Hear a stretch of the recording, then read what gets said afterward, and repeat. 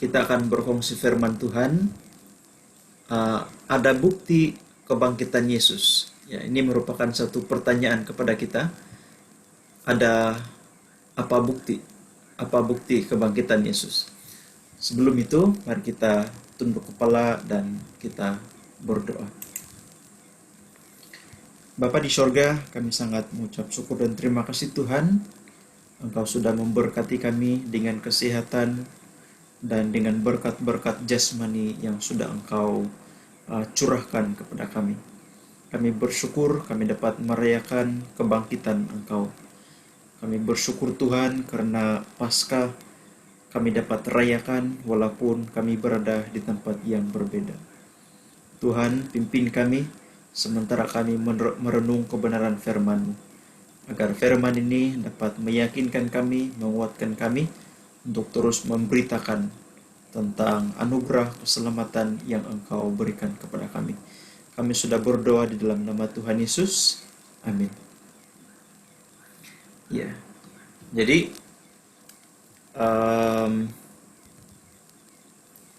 kita akan lebih banyak mengupas ataupun belajar apa yang dicatat oleh Rasul Yohanes di dalam Yohanes pasal yang ke-20 sampai ayat yang ke-30.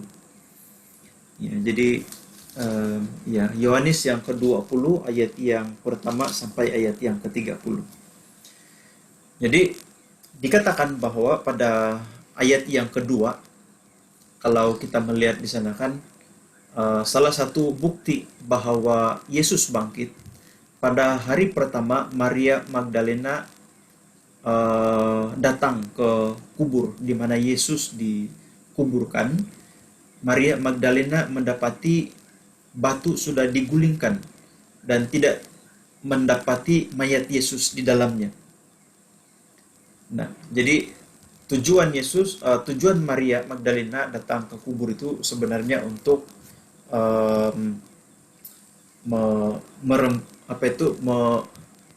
kalau di dalam catatan Injil-Injil yang lain, dia datang bersama dengan rempah-rempah yang telah disiapkan oleh Maria Magdalena untuk merempai Yesus.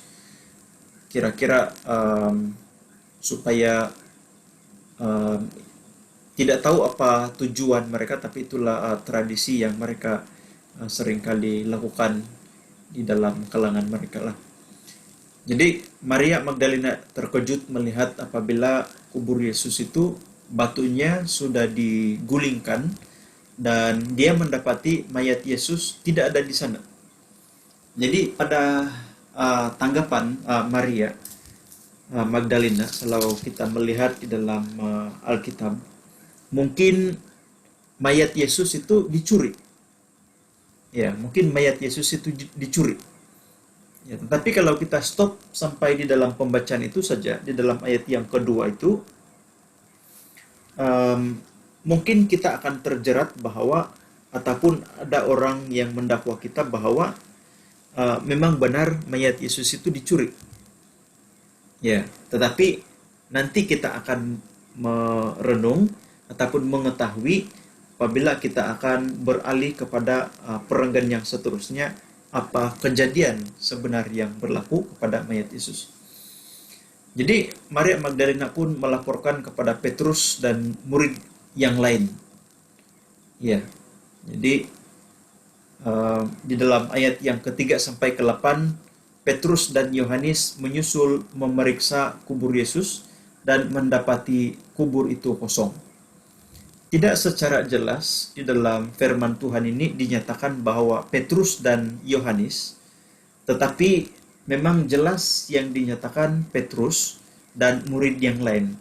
Dan kita percaya murid yang lain itu dia lebih dekat kepada Yohanes. Jadi sebab itu saya berani mengatakan bahwa Petrus dan Yohanes menyusul memeriksa kubur Yesus dan mendapati kosong.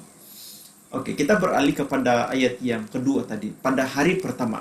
Nah, kalau di dalam kalender Yahudi itu, hari Minggu adalah hari yang pertama. Jadi hari Sabat bagi mereka itu adalah hari Sabtu. Nah, jadi pada hari pertama, maksudnya pada hari Minggu, Maria Magdalena mendapati batu itu sudah terguling. Dia memberitahu pada Petrus dan juga murid yang lain, dan Petrus dan murid yang lain juga datang memeriksa kubur Yesus dan mendapati kosong. Lalu kira-kira apa respon Petrus dan juga Yohanes? Ayat 6 dan ayat yang ke-7, Yohanes memerhati dengan teliti. Kain kapan Yesus terletak di tanah, sementara kain polu terletak dengan keadaan sudah tergulung. Iya. Dan di dalam ayat yang ke-8 memberi kita jawaban ataupun menceritakan, memberitahu kita bahwa Yohanes melihatnya dan percaya. Oke, mungkin kita beranggapan bahwa mayat Yesus itu telah dicuri orang. Tetapi kalau kita perhatikan, kita perhati dengan teliti seperti apa yang diperhatikan oleh Yohanes. Kain kapan Yesus terletak di tanah. Terletak di tanah, sementara kain polu terletak dengan keadaan sudah tergulung.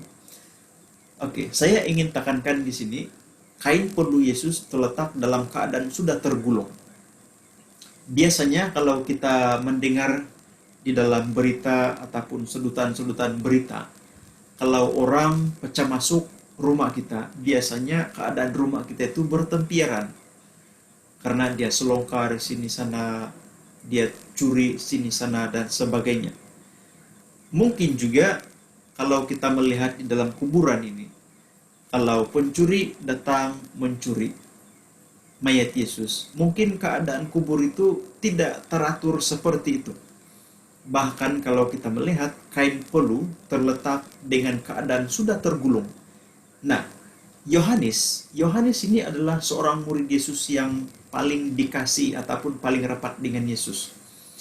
Jadi tidak heran kalau Yohanes dengan melihat saja kain polu Yesus dalam keadaan sudah tergulung, dia percaya.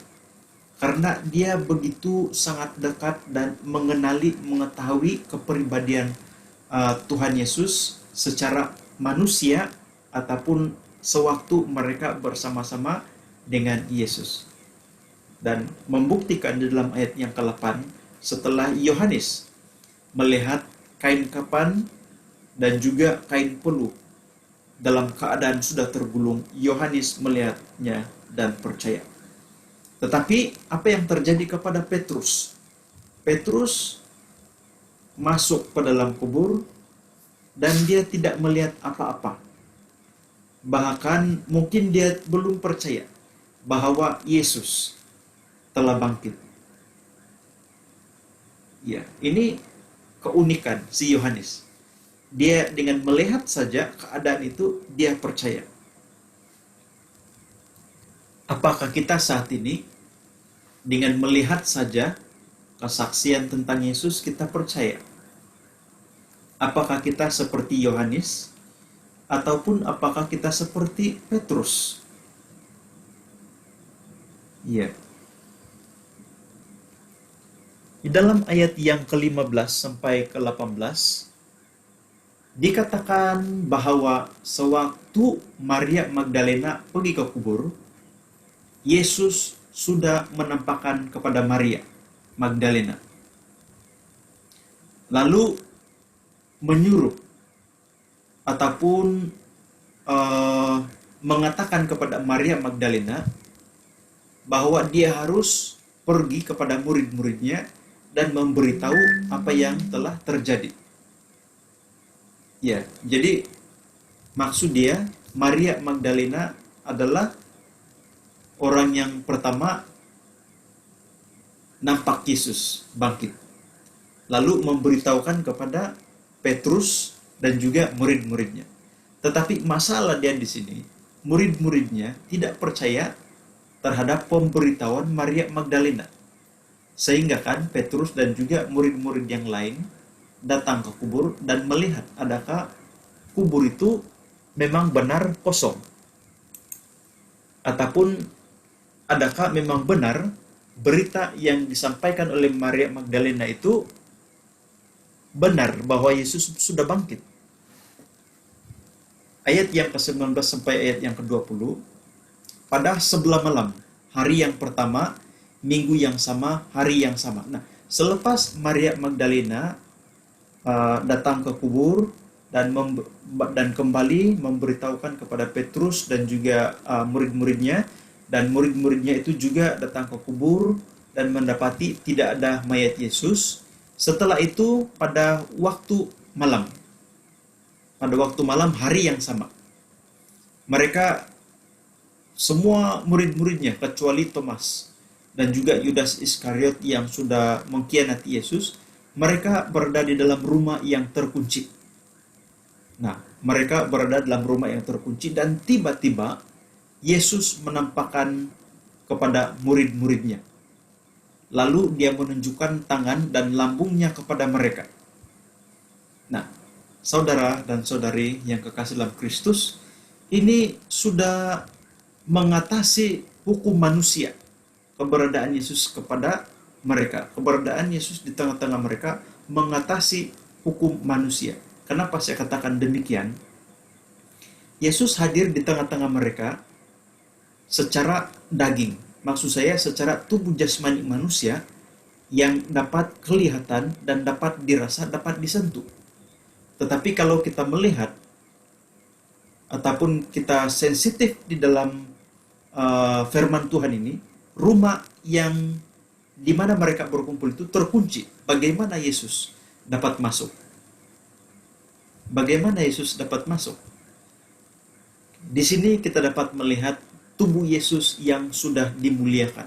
Dalam kata yang lain, kita dapat melihat di sini bahwa Yesus itu adalah 100% Allah, juga Yesus itu 100% manusia. Kenapa saya katakan demikian? Karena untuk orang biasa mustahil dia dapat menembusi dinding dengan tubuh jasmaninya, dengan dagingnya. Tetapi Yesus dapat hadir di tengah-tengah mereka walaupun rumah mereka terkunci. Bahkan Yesus menunjukkan tangan dan lambungnya kepada mereka. Yesus mengatakan kepada mereka bahwa kalau setan sedang muncul di tengah-tengah mereka, setan itu tidak ada daging, tidak ada tulang, bahkan mungkin tidak dapat disentuh. Tetapi Yesus membuktikan bahwa sayalah Yesus. Sayalah Yesus dengan menunjukkan tangan dan lambungnya kepada mereka. Bahkan mereka juga telah menyentuh Yesus sebagai bukti bahwa dia itu adalah Yesus dan bukan setan ataupun bukan hantu. Ya. Tetapi ya, kalau kita perhatikan di dalam pertemuan malam yang pertama, kebangkitan Yesus menunjukkan ataupun menampakkan diri kepada murid-muridnya, Thomas tidak ada di sana. Dan kalau kita melihat di dalam ayat yang berikutnya, maka kata murid-muridnya, murid-murid yang lain itu kepada Thomas, kami telah melihat Tuhan. Tetapi Thomas berkata kepada mereka, sebelum aku melihat bekas paku pada tangannya, dan sebelum aku mencucukkan jariku ke dalam bekas paku itu, dan mencucukkan tanganku ke dalam lambungnya, sekali-kali aku tidak akan percaya. Nah, ini Thomas. Karena Thomas tidak hadir di dalam pertemuan itu, pertemuan malam pertama, hari yang pertama, pada minggu yang pertama kebangkitan Tuhan Yesus. Jadi murid-murid yang lain pun menyampaikan kabar baik itu kepada Thomas. Tetapi malangnya Thomas tidak percaya. Bahkan dia menuntut bukti bahwa sebelum aku mencucukkan jariku ke dalam bekas paku itu dan mencucukkan tanganku ke dalam lambungnya, sekali-kali aku tidak percaya. Bahkan saat ini kalau kita perhatikan di dalam kalangan kita, ada ramai pribadi yang menuntut banyak bukti. Apakah Yesus itu benar-benar bangkit? Apakah Yesus itu benar-benar Tuhan? Terlalu banyak cabaran yang mereka ajukan kepada kita membuktikan Apa buktinya Yesus itu adalah Tuhan? Apa buktinya Yesus telah bangkit?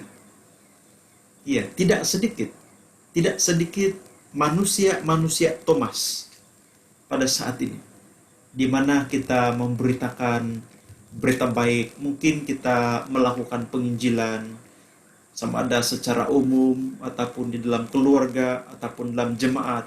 Tetapi memang kita seringkali menghadapi cabaran. Kita seringkali menghadapi tantangan. Bahkan kita seringkali berhadapan dengan satu pertanyaan-pertanyaan yang mungkin berat ataupun sukar untuk kita berikan jawaban kepada mereka. Mungkinkah Thomas ini menggambarkan manusia yang terlalu sulit untuk percaya kepada Yesus? Ayat yang ke-26, 8 hari kemudian Yesus menunjukkan kepada murid-muridnya dalam keadaan rumah yang terkunci. Nah, sekali lagi, 8 hari yang berikutnya, maksud dia, kalau kita kira dari hari yang pertama pertemuan itu, kemungkinan itu juga terjadi pada hari yang pertama untuk minggu yang berikutnya, di mana murid-muridnya berkumpul di rumah yang terkunci, dan pada masa itu Thomas sudah bersama-sama dengan mereka. Dan Yesus sekali lagi menampakkan diri kepada mereka. Lalu dia berbicara kepada Thomas. Thomas, taruhkanlah jarimu di sini dan lihatlah tanganku. Ulurkanlah tanganmu dan cucukkan ke dalam lambungku, dan jangan engkau tidak percaya lagi, melainkan percayalah. Thomas yang tidak percaya, yang menuntut bukti, akhirnya menemui jawabannya bahwa Yesus benar-benar bangkit. Dia telah menyentuh tangannya dan menyentuh lambungnya yang telah dipakukan dan dicederakan oleh tentara Romawi. Apa respon Thomas selepas melalui peristiwa itu? Dia mengaku, "Ya Tuhanku, ya Allahku." Nah, sekali lagi, kita diberikan bukti bahwa Yesus bangkit. Pertama, kepada Maria Magdalena, kepada murid-muridnya, pertemuan pertama kali, dan juga pertemuan yang kedua kali bersama dengan Thomas, di mana Thomas menuntut bukti, dan bukti itu dinyatakan, dan dia sendiri merasa apa yang dituntutnya sebagai bukti daripada Tuhan Yesus. Lalu pengakuan Thomas terhadap Yesus, "Iya, saya mau percaya," dan bukan sekadar itu saja yang dia ucapkan, "Ya Tuhanku dan Allahku." Nah, ada banyak bukti lagi bahwa Yesus itu bukan sekadar manusia, tetapi dia adalah Tuhan, dia adalah Allahku. Apa buktinya? Pengakuan Thomas, "Ya Tuhanku, ya Allahku." Adakah itu sudah cukup sebagai bukti bahwa Yesus itu adalah Tuhan? Yesus itu adalah Allah? Ini adalah satu kesempatan bagi kita untuk merenung. Peristiwa Paskah ini adalah satu peristiwa yang sangat berharga untuk kita mengenal siapakah Allah kita.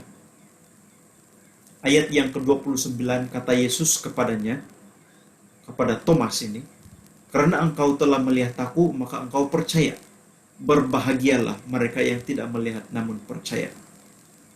Nah, saat ini kita meneruskan tradisi, ataupun kita meneruskan, kita punya kepercayaan, kita punya amalan, peringatan tentang kematian dan juga kebangkitan Kristus.